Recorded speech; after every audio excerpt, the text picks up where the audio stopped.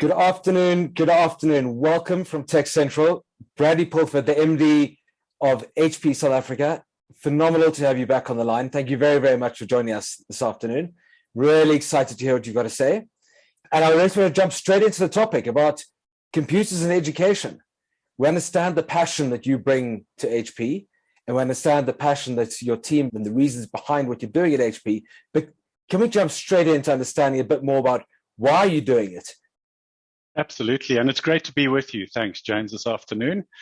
Look, I think when you consider Africa as a continent, it's very vibrant, it's very youthful, and most certainly when you look at some of the economic indicators, there's no doubt there's a huge need from an educational point of view, but also entrepreneurship. And so, we really invested in ensuring the future of Africa, and we're very committed to making sure that we partner with the right individuals to drive forward a better Africa of tomorrow. So this is critical for us. I think a couple of things that really come to mind, right? If you think about the last couple of years, a lot of learners have really experienced the impact of the pandemic on education. And certainly what we've seen is that many schools haven't really been ready for this kind of remote learning, if you like. This has really driven a lot of interrupted type experiences or learning for many students. And we're also seeing that, a lot of schools, for example, haven't been ready from an infrastructure point of view for remote learning, as well as not having the right equipment. So this becomes such an important subject for the better good of a lot of those students, those learners, but by and large for the continent as well. And so when you think about it, ultimately, there are a couple of things that are very important from our perspective that I think we really committed to, that really drive digital equity across Africa. The first item that I would highlight is clearly around equipment, having access to equipment and having the right equipment to make a difference. The second thing would be around computer literacy. It's incredibly important that the youth of Africa really have access to understanding how to use technology. Thirdly, I think probably a subject we don't talk enough about, which is having the right materials, learning materials that are really relevant for us to make progress.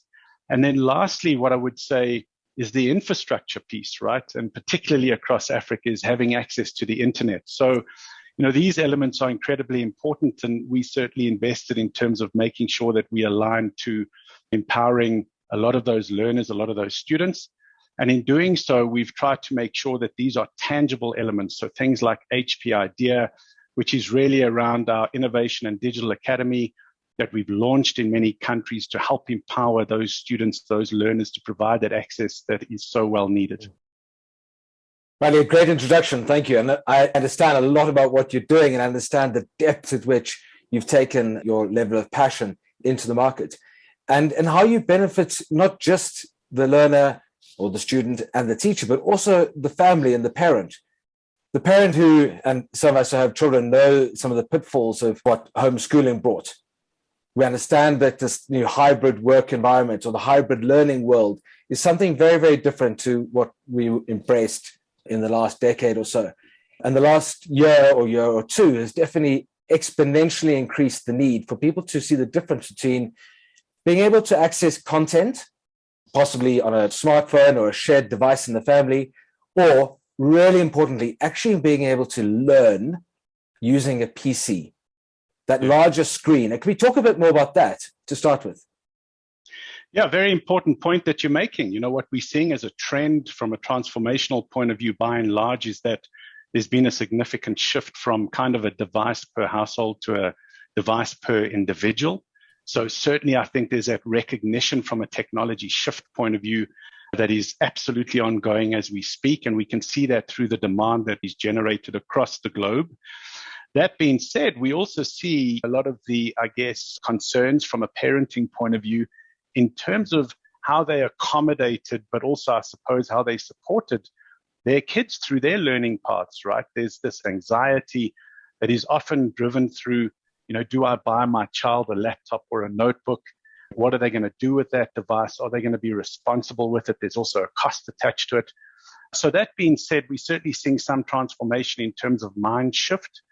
What's important is that when you look at the PC that's become essential, is that you consider things like the 15-inch type screen size that is very important because it essentially helps that learning path. Because there are many, learners or students across Africa that are still using smartphone devices as an example. which are not conducive to learning, right? We understand that there's battery drainage through the use of smartphone devices because you've got remote apps that are operating in the background while you're trying to do learning. The screen size is not conducive, just as an example. There's a lot of distraction on a mobile device. So ensuring that you've got the right equipment. And I think certainly we are seeing this maturity develop over time. It is something that is essential. Thank you. And a story close to home is that my 9-year-old was very privileged to be able to make use of a spare computer that I had during the lockdown period. And it was much easier for me to be able to help him with his homework, working from home, and that in that learning environment that was being created for him and we were discovering together, than it would have been if the two of us were sort of looking over a smaller, as privileged as he is, a smaller device just wouldn't cut it. A smaller device is designed to read the column width of a newspaper article, not a textbook.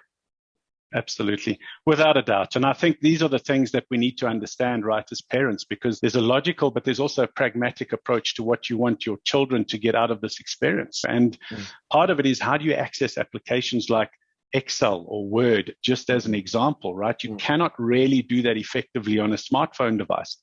Collaboration becomes extremely important.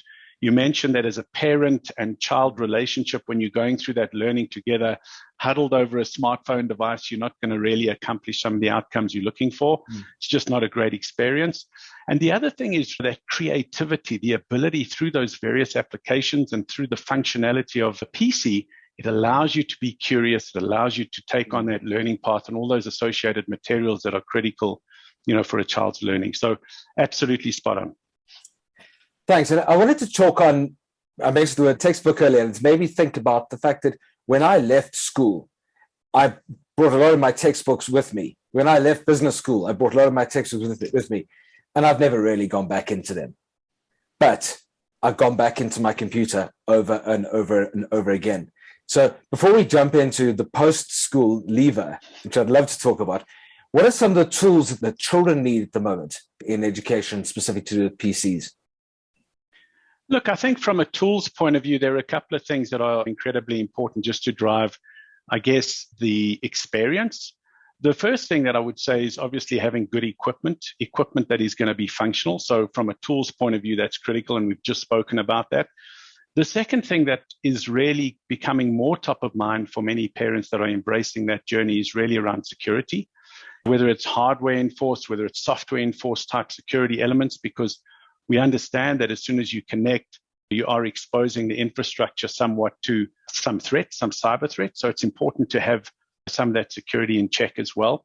I would also say that computer literacy and the effect of having some support from a parenting point of view for your child to be curious around the tools that exist on the equipment, I think is very important as well. So allowing your child to kind of be playful with the device, I think is important.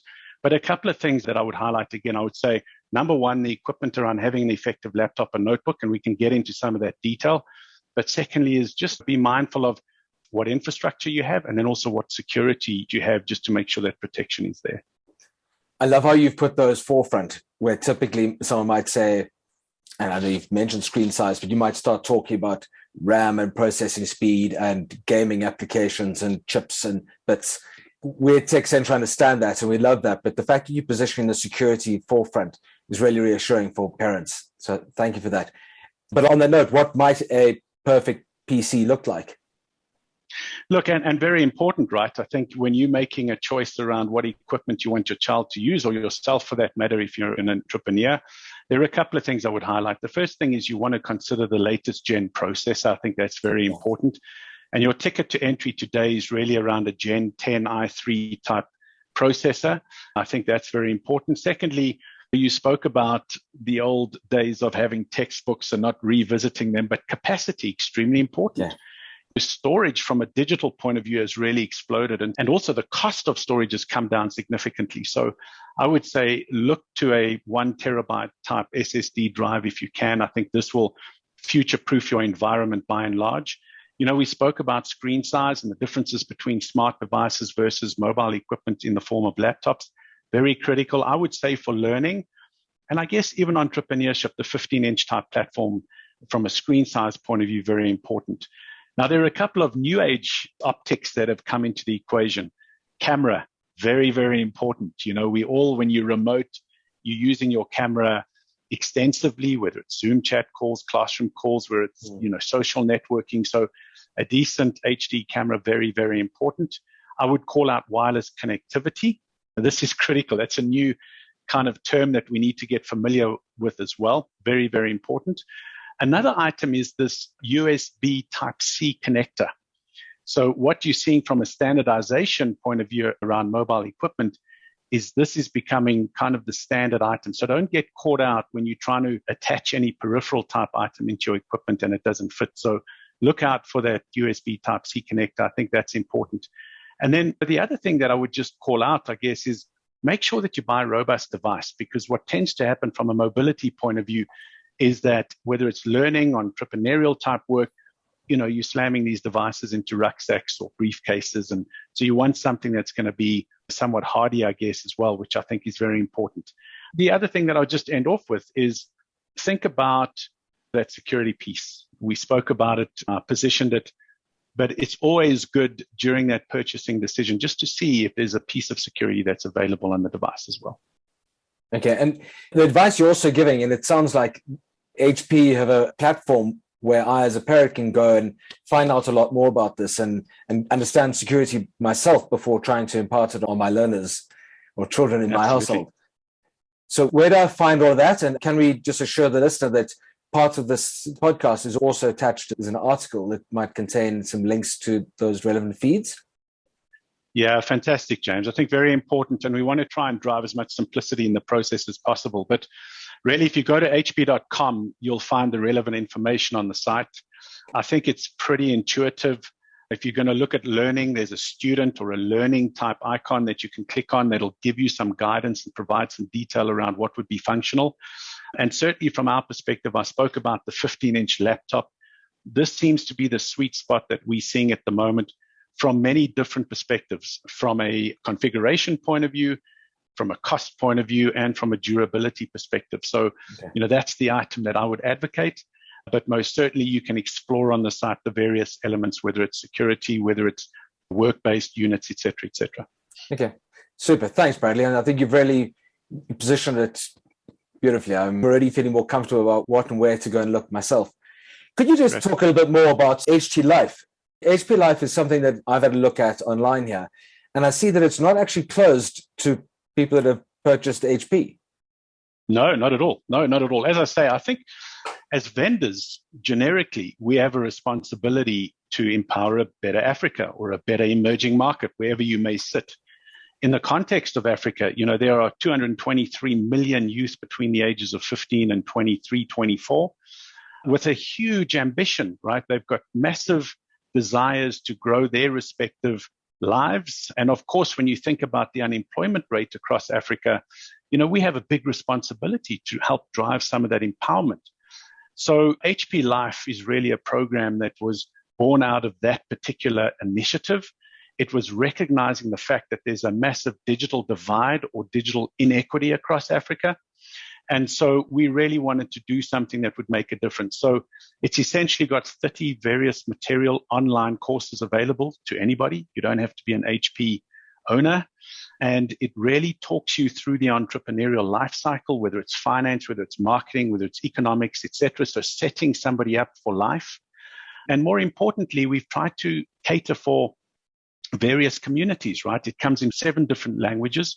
So to try and make sure that that flexibility is there and to make it as simple as possible for people to consume. And as I mentioned earlier, a device is great. It's fantastic and it's a critical need. It's essential. But the material and the opportunity to help part with some information that's going to drive literacy, even more important. And so we're working with various institutions through our HP Life initiative to ensure that we drive some of these elements and make a meaningful change across the continent. Bradley Pulford, on that note, from me, James Erasmus at TechCentral, you've touched on something perfect. Technology and education, 2 things very, very close to our heart. Thank you very, very much for your time today. Thank you for sharing your insights. Thank you for positioning education and the importance of PC in education as well as you have. And we very much look forward to our next conversations. Look forward to it, James, and really appreciate the opportunity to connect with everybody, right? Thank you, Bradley. Thanks very much.